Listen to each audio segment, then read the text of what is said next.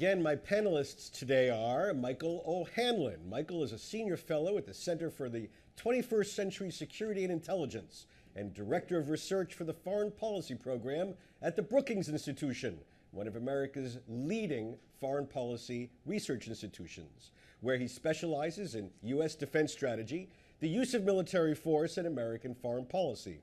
His most recent book, co-written with Jim Steinberg, former Deputy Secretary of State, is Strategic Reassurance and Resolve, U.S.-China Relations in the 21st Century. Michael was an analyst at the Congressional Budget Office before joining Brookings. He is very much a Princeton man. He has bachelor's degrees, master's degree, and a doctorate from that preeminent New Jersey university. Sitting next to him is Peter Billerbeck. Peter is a policy advisor at the Third Way, where he focuses on foreign policy and diplomacy. He most recently served as defense and foreign relations aide to Senator Tim Kaine of Virginia, contributing to his work on Middle East and Latin American affairs. Previously, he worked with former Secretary of State Madeleine Albright at Georgetown University. He served as a commodity export division expert at Cargill, focusing on Latin America and the Middle East. He holds a master's degree from Georgetown and a bachelor's from the University of St. Thomas. Gentlemen, the United States military has been now fighting virtually nonstop for more than a decade. As our military looks at this new commitment in the Middle East, how do you think it approaches this? What lessons do you think our professional military takes from the last decade of warfighting? Michael, I'll start with you. Very good question. There are a couple of ways to look at this. You know, we're all talking these days about John Allen, retired General John Allen's appointment to be the coordinator for helping build the coalition against ISIL.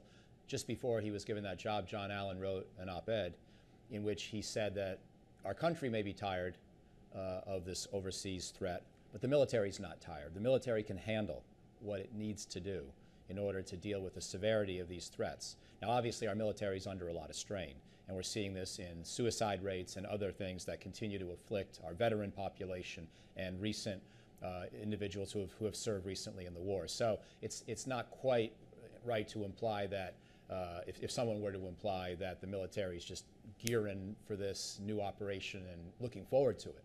However, I think there's a recognition that this threat from ISIL is potentially quite serious. And there's also a commitment, frankly, among many military officers and personnel that I know, to Iraqis.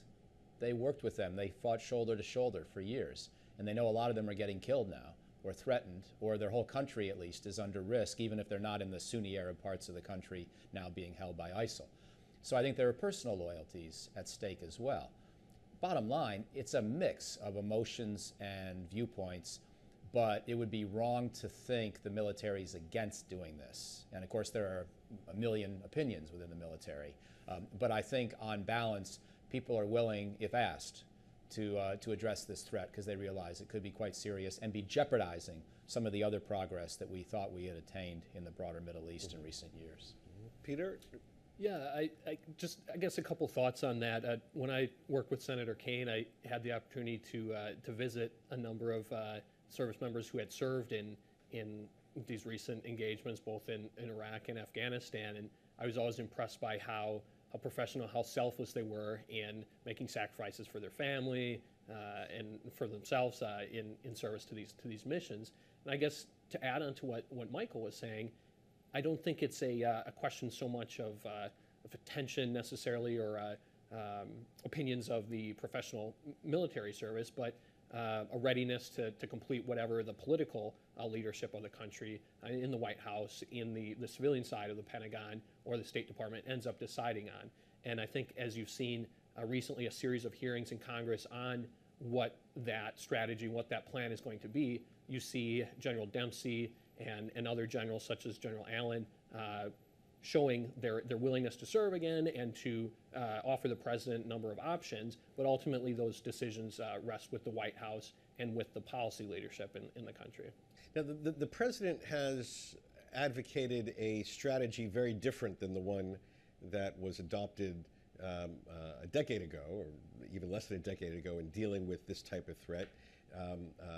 As important as the victory against ISIL is, the president has been clear in his declaration that there'll be no combat troops involved. In fact, it's sort of unclear which is a higher priority.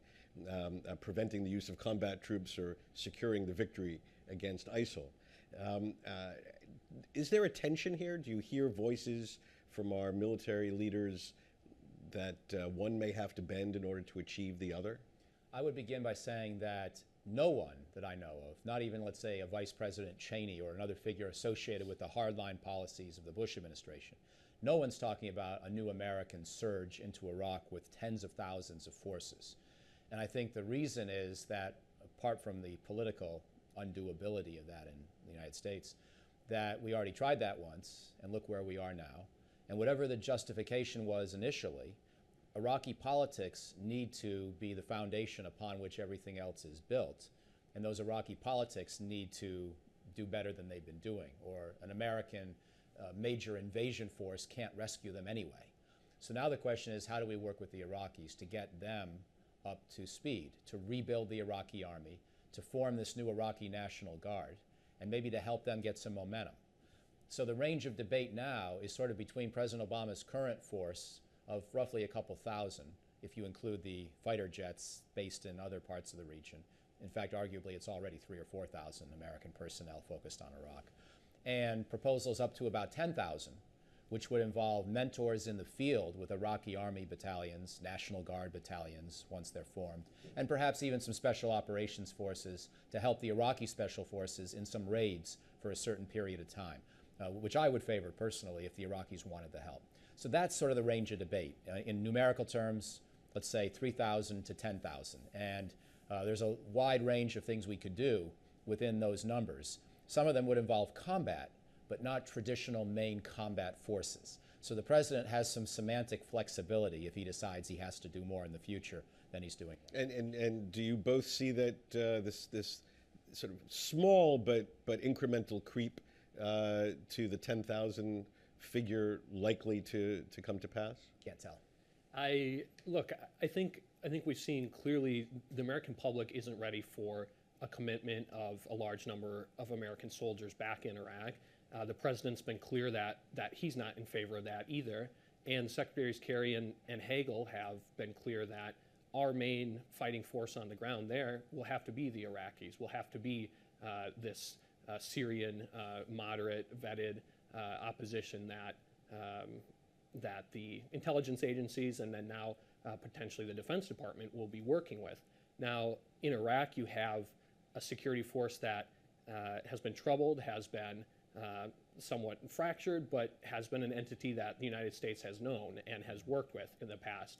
While in Syria, you have a much more difficult landscape with actors that change alliances from time to time, are much more ambiguous in their goals and their means for achieving those goals. So I think that'll be the difficulty as you see the strategy unfolding is how willing are we in pursuing our means through those groups, and how able are those groups able to achieve those ends? Look, we only have less than a minute left. Let me ask you a gut question. President said this is going to take at least 3 years, which means at least until the next president takes office. Does your gut tell you that Americans will be fighting in this part of the world probably to the end of the next administration, that this is now almost an ongoing challenge that we face, extinguishing the challenge as opposed to containing, shrinking as much as possible, but continuing challenge for many years to come? I'd say with a few drones here, a few special forces there, the answer is yes. In other words, the kind of capability we have now in Djibouti, the kind we are going to have next year in Afghanistan, even after we've downsized, the kind we're developing in Iraq. I can't predict exactly when and where, but I would say the answer at that level is yes. I'd agree. I think whatever we're going to see continuing as a strategy, as a means to addressing ISIL, is going to be a multi-year commitment, and it's going to be something that goes into the next presidency, well into 2016 and thereafter.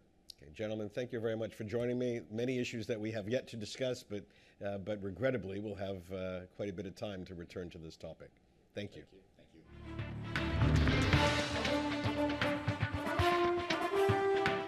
بهذا نصل إلى نهاية هذه الحلقة من برنامج داخل واشنطن. إذا كانت لديكم أي استفسارات أو تعليقات حول هذه الحلقة وخاصة حول استراتيجية الولايات المتحدة للحرب ضد داعش، أرجو أن تتصلوا بي مباشرة على عنوان البريد الإلكتروني التالي insidewashington@alhura.com. معكم روبرت ساتلوف، شكرا لكم وإلى اللقاء.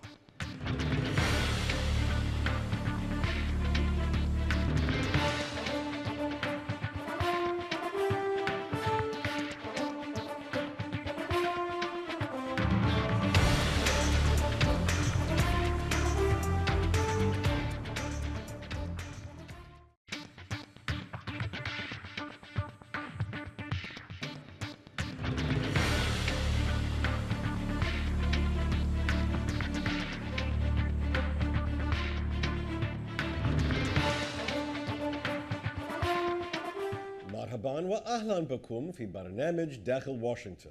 معكم مضيفكم روبرت ساتلوف. بعد 11 عاما من ذهاب أمريكا إلى الحرب في العراق، وبعد 3 أعوام من مغادرتنا للعراق، ها نحن نعود.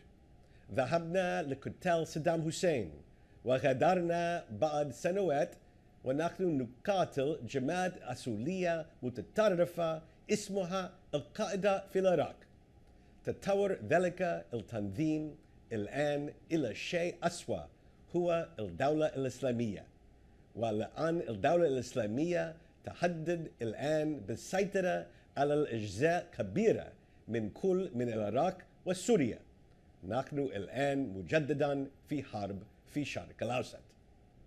يقطع الرئيس أوباما وعودا بأننا لن نرسل قوات قتالية، ولكننا عائدون بسائر الطرق الأخرى: أسلحة وتدريبات، طائرات دون طيار، مستشارون وقوات خاصة. رأينا هذه القصة من قبل. هل ستكون ختمتها جيدة؟ هل ستنتهي أما قريب؟ لمناقشة عودة أمريكا إلى العراق والدروس التي يجدر بنا أن تكون قد تعلمناها من تجربتنا الأخيرة هناك، يسعدني أن أرحب باثنين من المحللين البارزين لسياسة الولايات المتحدة الأمريكية الخارجية، هما مايكل أوهانلون وبيتر بيلربيك.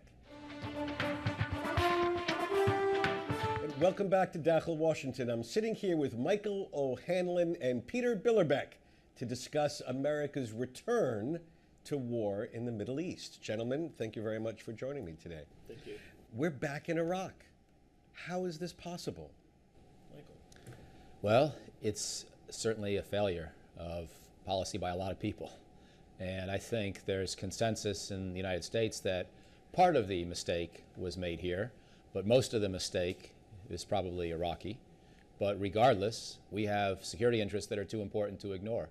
And so going forward, we're going to have to get more involved because we're scared of this ISIL group. We're debating how much we should be scared. There's legitimate uncertainty about their real ambitions to attack American allies or the United States itself. But there's a general consensus that it's a little more foreboding than we might have anticipated a few months ago. Peter, do you agree that there's at least a certain portion of American failure that explains why we're back in the Middle East today? Yeah, I think to some degree we have to trace what's going on now to what happened over the last decade with what the United States did and didn't do in Iraq after 2003. And as Michael said, I think it's to the point now where ISIL's both a regional threat and to some degree debatable as to whether it's a threat right now to the United States or soon to be if left unaddressed. But most Americans, to the extent they think about it, would have thought that we defeated the Al-Qaeda in Iraq with the surge, which was a very controversial aspect of George W. Bush's administration. Didn't we defeat Al-Qaeda in Iraq? Yeah, I don't think we did, and I think what we're seeing now is clear evidence of that, especially in the Anbar Governorate, in some of the cities that the surge was most designed to take and hold. those are the cities that ISIL, along with some cities in the north, has been most able to wield its power and influence among the population. How do you think this grows out of the failure of the awakening strategy, which everybody thinks was a great success? Right. Well, of course, the awakening strategy and the surge brought violence down dramatically, but 80 to 90%, which means there was 10 to 20% left from a very high initial base. And on top of that, of course, we can get into the Iraqi politics that contributed to the resurgence of ISIL, as well as the chaos in Syria that allowed the beginnings of that group to really take off in that country before spilling over the border. But on the point about Americans and wondering why we're back at this, there's a part of me that thinks Americans are a little more street smart than we sometimes give them credit for. And even though President Obama wanted to campaign for re-election 2 years ago on the argument that the threat was declining and maybe even on its way towards being a manageable problem for the intelligence and police communities, I'm not sure Americans ever fully bought that. I mean, after all, we had things like the Times Square attempted bombing, the Detroit airplane attempted bombing, the underwear case, the Federal Express bombing, and that was Al-Qaeda in Yemen. But all these had been in Mr. Obama's first term, not that long ago. And so at a global level, I'm not sure Americans were ever really so convinced this threat was, definitively on the decline. And therefore, I'm not sure they're so surprised that it's back, even though it's a tragedy to see what's happening in Syria and Iraq specifically. I mean, it's a very good point, but it goes to the heart of, are we involved in Iraq or involved in the Middle East today in just one of another counterterrorism operation, or is this something different? And even the administration seems to be of two minds about this. How would you characterize what we are on the verge of engaging in Iraq?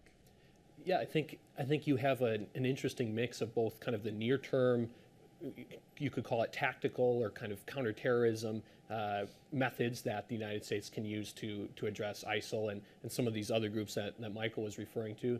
But then you have allusions to a broader strategy, a broader political and regional plan for dealing with these dynamics that make it so that groups like ISIL can flourish, but yet we still don't have a broader answer to these questions. We have Secretary Kerry working with Arab allies to combat, be it financing or cross-border access of supplies of personnel, but still we're kind of left searching for what is the answer to Islamist radicalization and the types of influence these groups can wield in the region.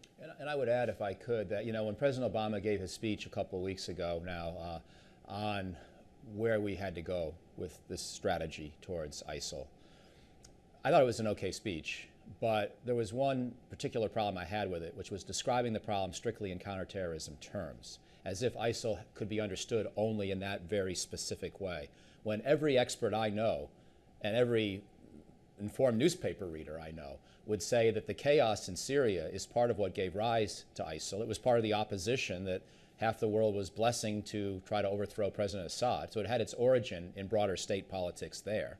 And the fact that it could be so successful this year in Iraq was because of the Sunni-Shia schism that occurred under Prime Minister Maliki's government in Iraq. So it created the opportunity for a group that may have had some terrorist initial motivations, and still does, to tap into the political environment in Syria and Iraq and expand. That's what made it possible. So the roots are much deeper than strictly counterterrorism. So would you prefer if the administration characterized what is going on now as war, as something larger than a counterterrorism initiative? Well, I would prefer it for a couple of reasons, and one of them would be that it would force the administration also to recognize that its Libya and Egypt policies are in trouble. The president did that once this summer. He hasn't yet done it for Egypt, but where I think we do have some problems. But if he can identify ISIL as just a unique terrorism problem up north in the Middle East, then he doesn't have to ask, well, what's our broader strategy towards political reform in the Middle East? As you know, that's a problem that we've wrestled with in the United States for a long time, never with great success. It's fundamentally Arabs who will do their own reform, but we have to see where we can be helpful. Mr. Obama doesn't like to talk about this problem anymore, even though the Arab Spring is only 3 years ago, and it seems to be, in a not a very healthy direction at the moment. Having just returned from Cairo, I couldn't agree more about the intense frustration on this issue and about Libya specifically. You were about to jump in. Yeah, just to add to what Michael was saying, I think it's pretty clear that it is war. The Secretary of Defense Hagel recently called it as such at a hearing, and as you look at the number of airstrikes, the number of military personnel that obviously aren't in a combat role but in an advisory role, it is a war. And I would add that along with the political dimension that the administration needs to address in Libya and Egypt, the broader Middle East, that this also calls for more involvement of Congress. Congress needs to authorize, if this action is going to continue, needs to authorize this use of force for a number of reasons. We can. Doesn't sound like you support the proposition that what's going on in the Middle East today appropriately falls under the heading of the original post 9/11 authorization for military force. No, I don't. I think we've seen a number of lawmakers and policy experts, legal scholars, come out and say that both the 2001 authorization for use of military force that you mentioned, passed right after 9/11, is not applicable to this situation, nor is the 2002 authorization of use of military force against the Hussein regime in Iraq. Neither of those two are applicable to what the United States is doing, and it's incumbent on the Congress to pass a new authorization, both for legal reasons and for practical reasons, in order to fulfill its duty constitutionally and to represent the American people. Okay, when we come back, we're going to continue our discussion on what lessons we learned or didn't learn from our last experience in the Middle East to apply to this new experience fighting Daesh or the Islamic State in just a moment.